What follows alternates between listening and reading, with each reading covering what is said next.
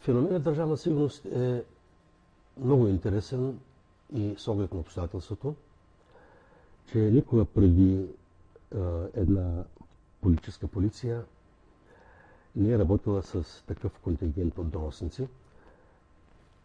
Аз не знам дали съществуват някакви цифри, но въз основа на моя личен опит имам усещането, че едната половина от българския народ е била ангажирана да наблюдава и да доносничи за другата половина.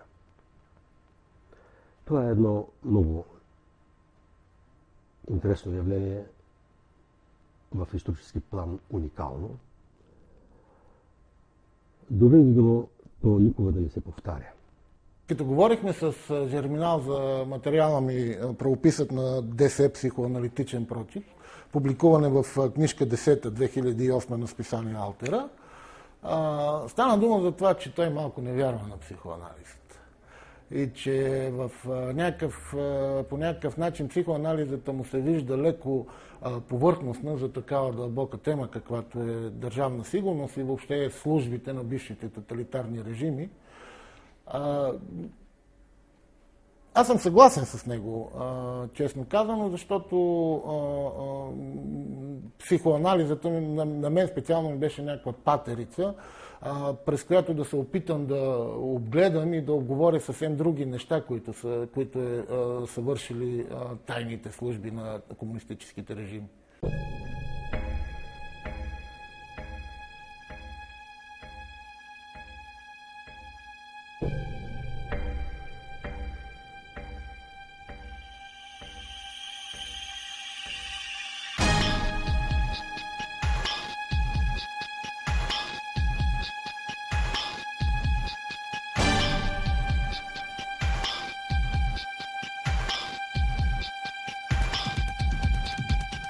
През 1968 година решихме да отваряме очите на хората с неща, които всички ги знаеха, свързани с тогавашната диктатура на комунистическата партия, наречена социализъм. И в плен на някаква недоизживяна пубертетна романтика решихме да разпространяваме позиви, в които разказваме на хората неща, които те ги знаят много по-добре от нас. Но това беше нещо забранено, така че още при първото разпространение на тези позиви ни заловиха и осъдиха за разпространяване на клеветнически твърдения.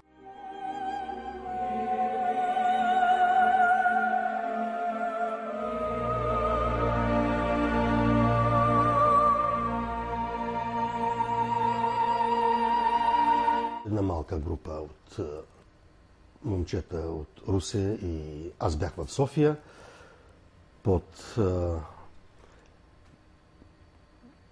по инициатива на Любомир Собаджиев, покойния, през тези години мой близък приятел. И цялата идея сама по себе си беше колкото недомислена, толкова и естествена. Ставаше дума за едно естествено възмущение на млади хора, които наблюдаваха около себе си някакви много несправедливи неща.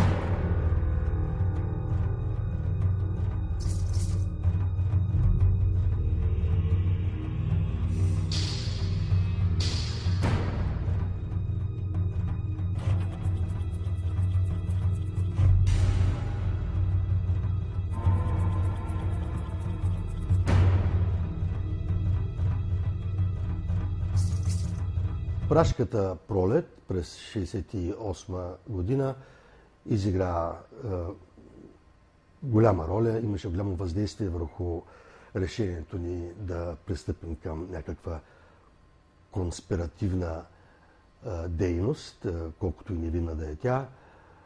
И идеите ни бяха изцяло конформни на системата, съвместими с системата.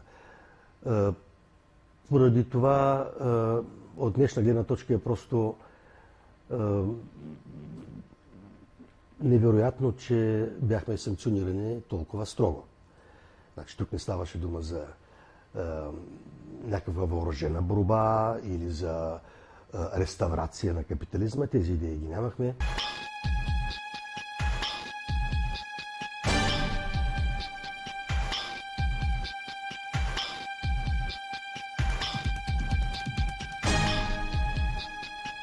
Благодарение на тази усърдна дейност на Държавна сигурност, аз днес разполагам с един голям масив от документи, които са съхранили много моменти от всекидневието ми през тези години, от влизането ми в затвора, докато напуснах България през 1975 година и след това от 1975 година до 1994 година, но това всичко, разбира се, по малко по-сложен начин, чрез маршрутирането на агенти до Холандия, чрез следене на писма, понеже бях вече извън обсега на органите на Държавна сигурност.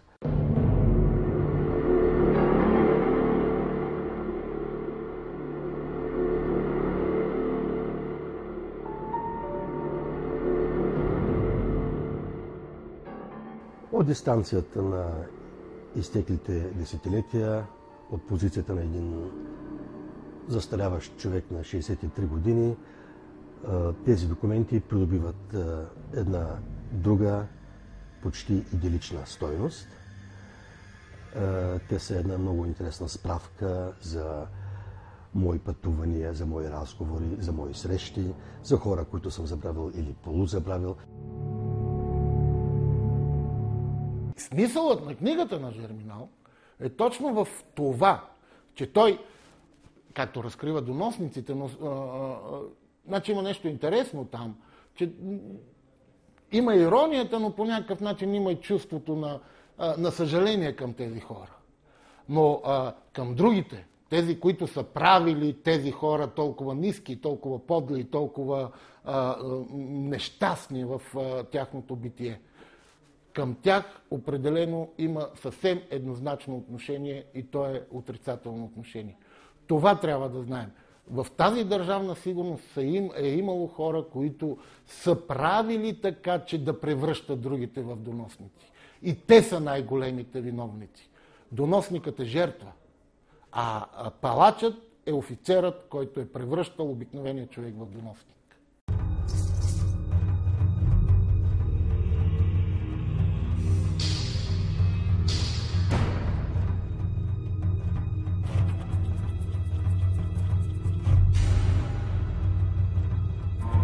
Потапянето ми в събраните за мен документи беше изключително интересно изживяване, продължава да е и до днес.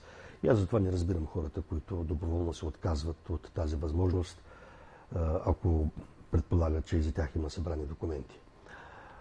Интересът е многопластов. Той е от лично естество, както казах вече, съхранени са детайли от миналите живот, които понякога не са никак безинтересни и просто приятно човек да си ги спомни. Има неща, които човек би искал да не си ги спомня, но това е цената. Идеята ми беше по-скоро през този психоаналитичен прочит да видя патологиите на самия режим и на самите служби. И понеже, разбира се, има едно известно произведение на Фройд, което се нарича Въведение в психоанализата, където първата му глава са грешките. И на мен ми направи огромно впечатление, наистина огромно впечатление. В книгата му Наблюдение и разработка стилът на Държавна сигурност, ако не се лъжа за заглавието, огромното количество правописни грешки, които допускат така служителите, донесителите или доносници и така нататък, в своите писания, нали, по отношение на него. И се замислих, аджеба, тези грешки случайни ли са или са закономерни?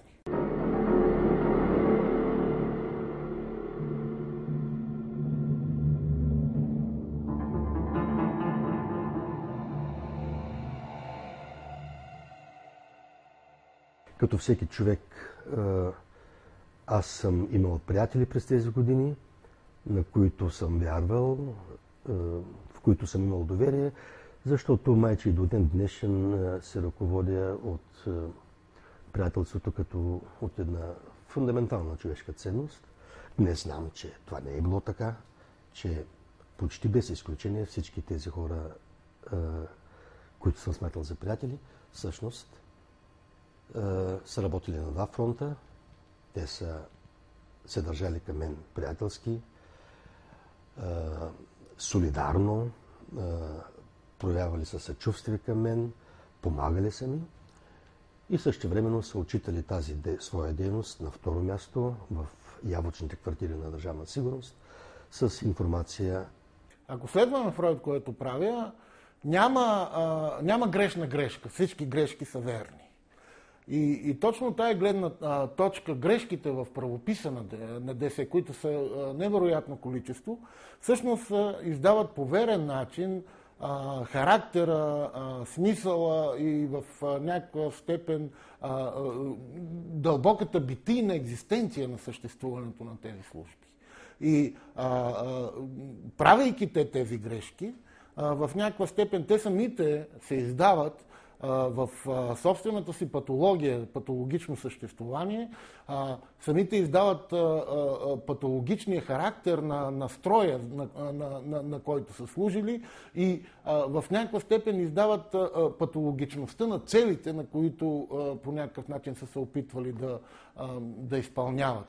И точно в тази посока ми се искаше да разкажа нещата, защото сега непрекъснато ми излизат някакви си там с идеята, че видиш ли, те служили на родината, те служили на българската държава и така нататък, и така нататък. Няма такова нещо. Аз съм по образование филолог и моят интерес към тези документи на втори план беше тяхното езиково естество. И този интерес е всъщност много по-интензивен в момента, отколкото това, което в личен план не разкрива тези документи.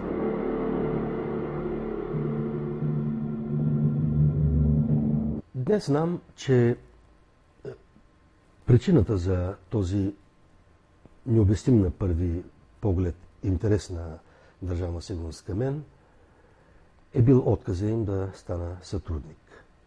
Като всеки политически затворник и на мен един ден ми бе предложено да си помагаме. Те ще ми помогнат на мен, аз ще им помогна на тях. След въпроса, когато за първи път бях закаран на един такъв разговор, след въпроса какво мисля да правя, като се изляза от затвора, и отговора ми, ще поискам да се продължа следването. Реакцията на офицера бе, едни продължават, други не продължават. И от този момент не стана ясно на къде ще върви разговора. Да, разбира се, че ще мога да продължа образованието си, те ще ми помогнат, обаче от моя страна също очакват аз да им помогна. Философията на разкриването на досиета е дълбоко сбъркана. Ясно е, има едни хора, които са доносници. Тези хора обаче, за да се превърнат в доносници, е имало техни разработчици, които са ги натискали, които са издевателства на тях, които са ги подкупвали или са ги тормозили и така нататък, и така нататък. И в един момент, какво се оказва? Тези, които са доносници, те едва ли не са по-виновни от онези, които са ги направили такива. Четейки документите, ми е извънредно интересно да се запозная с странния и первертиран ценностен багаж на Държавна сигурност. И аз дори се питам дали няма и континуитет, няма и приемственост на този ценностен багаж до наши дни. В езика си Държавна сигурност, или по-точно шесто управление на Държавна сигурност, понеже има съществени разлики между различните отдели, се служи с извънредно морализиращ език. Там се говори непрекъснато за чест, за честност, за преданост, за лоялност. А същевременно се изисква от хората те изискват от самите себе си, а и от хората, които са привлечени да им служат, неща, които на практика означават точно обратното.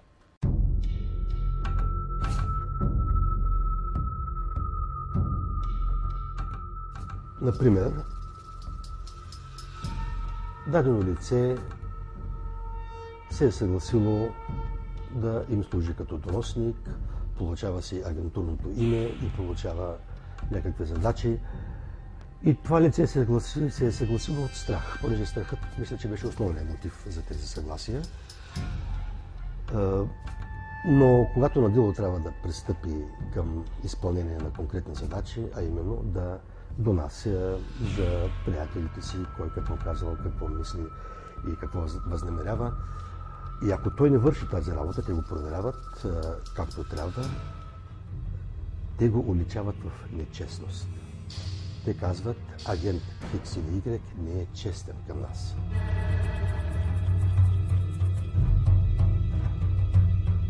Когато ми е предложено да си помагаме, аз да им помогна на тях, а те ще ми помогнат на мен, аз казах, че да върша подобни неща е под достоинството ми и затова просто не съм подходящ човек за тази работа. Този аргумент извънредно разгневи офицера, който се занимаваше с мен, някой си полковник Цветков. И днес в документите мога да проследя, че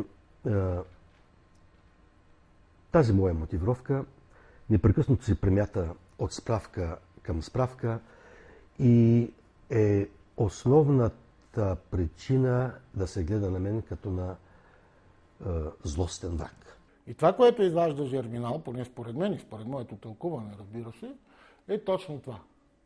Да раздели хората на жертви и на палачи. Има силни жертви, нека така да ги наречем, и това са хората, които Държавна сигурност е преследвала, като него. Има слаби жертви и това са тези, които са се поддали на Държавна сигурност. Има палачи, доколкото това не е оксиморон, но да кажем слаби палачи, които са изпълнявали повелите на партията.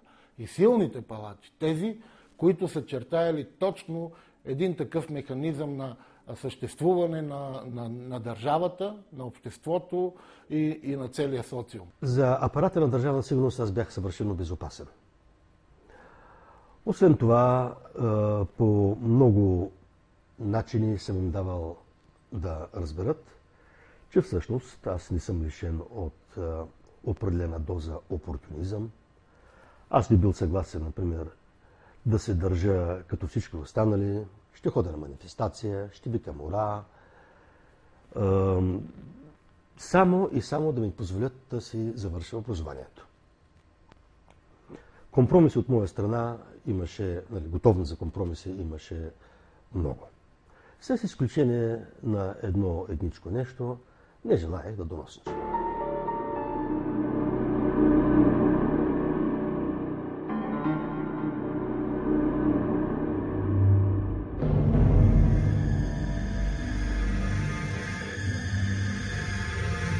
Обстоятелството, че този мотив е основният двигател на всичко предприето срещу мен през следващите години от този момент нататък, за мен е извънредно красноречив и аз възнамерявам да се позанимая по-дълбоко с него, въз основа на един по-задълбочен езиков анализ на документите, с които разполагам днес.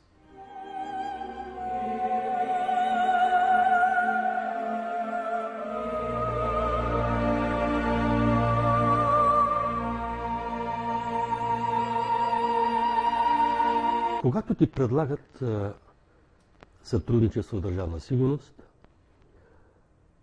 мисля, че от всеки човек се задвижват два рода страх. И всичко зависи от това, кой страх ще наделее. Аз не съм смелчага, естествено, че тези механизми се задвижват и при мен. Първият страх се отнася до твоя битов и социален живот последиците, които едно не би имало за всички твои битови и социални проблеми. За тези, които са родени по-късно, трябва да напомня, че всичко беше в ръцете на Държавна сигурност. Когато те поискат, ще можеш да следваш, да пътуваш, да си купиш кола или да отидеш на екскурзия до Букурещ.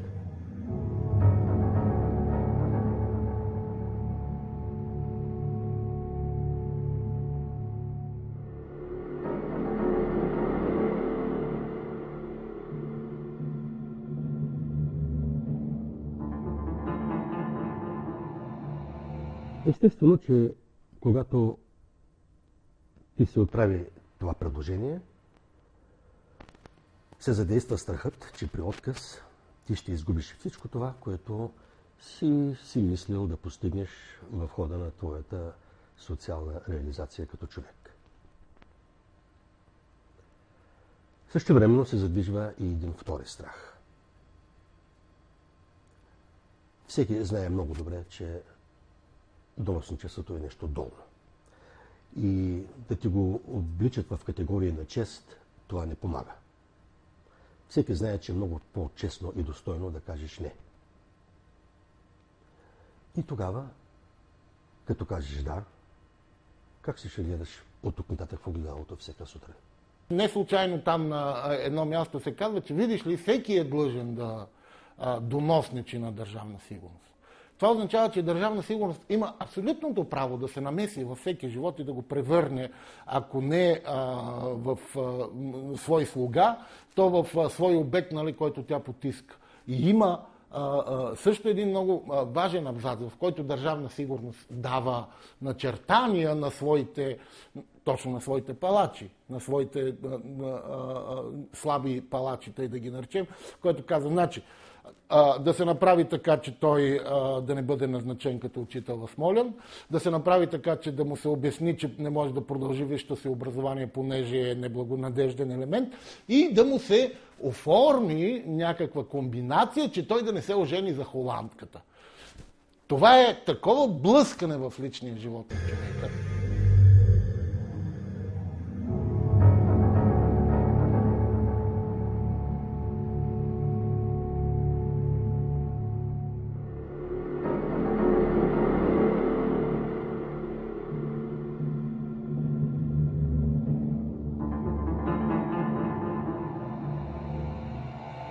Аз идентифицирах почти всички от агентите, които с своето агентурно име са донасили за мен какви ли не баналности. Но това, което тези идентификации предизвика в мен, беше в най-лошия случай разочарование. Аз знам много добре как действа този механизъм и знам, че може би едва ли не случайно аз, например, не съм влязъл в този много хиляден контингент от агенти. Това са хора, които са служили на една изкривена в екзистенциален смисъл, в битиен смисъл идея, са служили предано, но тази предана служба е правила самата им екзистенция, самото им съществуване криво, патологично. И всеки опит да се оправдае Държавна сигурност, че е била служителка на Родината, е поредното изкривяване на същността на тези служби. Държавна сигурност не е служила на Родината. Държавна сигурност е служила на изкривената представа на комунистическата партия, Българската комунистическа партия, на това какво е Родина.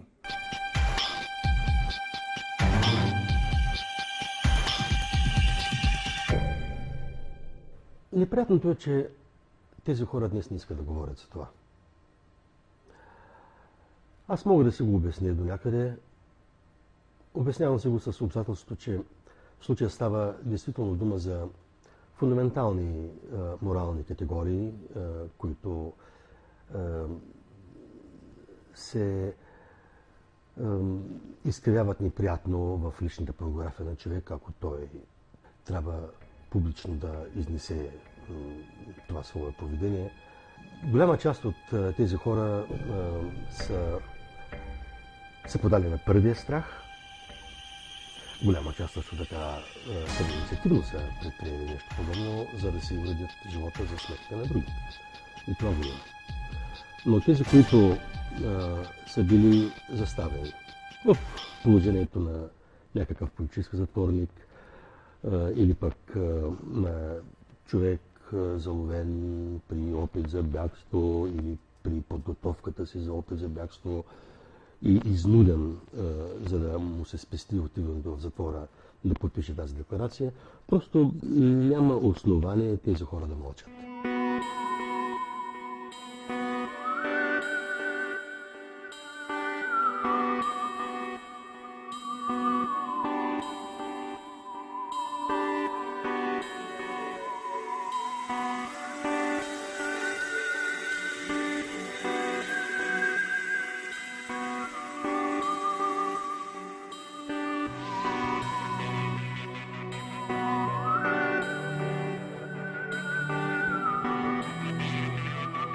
В отделни случаи става дума за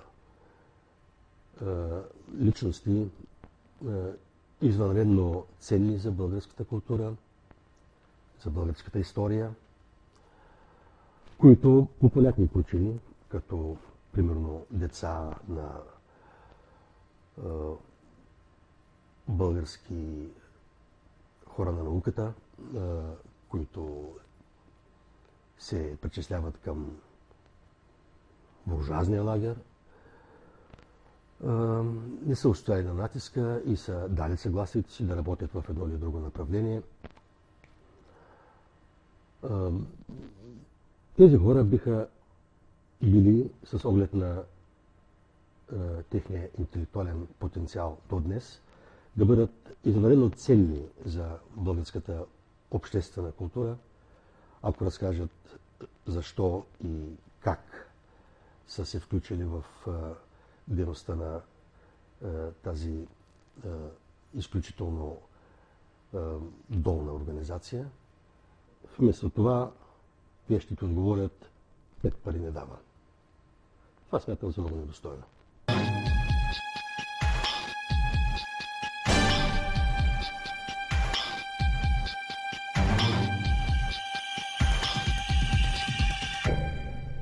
За да не се повтори никога, би било много добре, ако това явление, държавна сигурност, бъде обект на много посочен, многоаспектен анализ.